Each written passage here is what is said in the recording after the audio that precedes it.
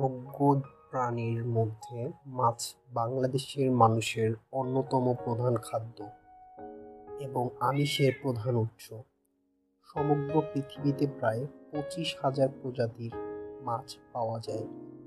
বাংলাদেশের বিভিন্ন পানিতে 260 প্রজাতির এবং নোনা পানিতে 475 প্রজাতির মাছ পাওয়া যায়। নদী-নালার আধিক্য থাকায় প্রাকৃতিকভাবে এদেশে বিপুল পরিমাণ মাছ পাওয়া যায়। মাছের বিভিন্ন উপকারিতা রয়েছে।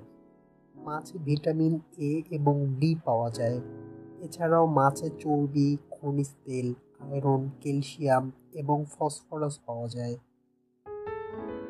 নিয়মিত মাছ খেলে উচ্চ রক্তচাপ, হৃদরোগ, চোখের অসুখ, হাত পা ব্যথা, শরীরের দুর্বলতা ইত্যাদি রোগ থেকে পরিত্রাণ পাওয়া যায়।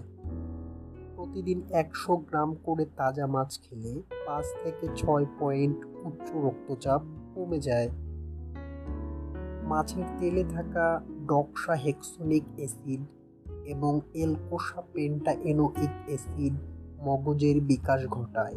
মাছ রক্ত বাড়ায়, স্মৃতিশক্তি এবং দৃষ্টিশক্তি বাড়াতে সাহায্য করে। মাছ রক্তে গ্লুকোজের পরিমাণ বাড়ায়।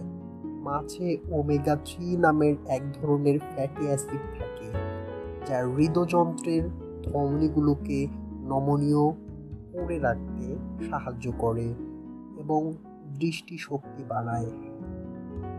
এই ধরনের অ্যাসিড বেশি থাকায় কয়েকটি মাছ হলো ইলিশ, ভেটকি, পমফ্রেট, শিং এবং হ্রদে থাকা মাছ।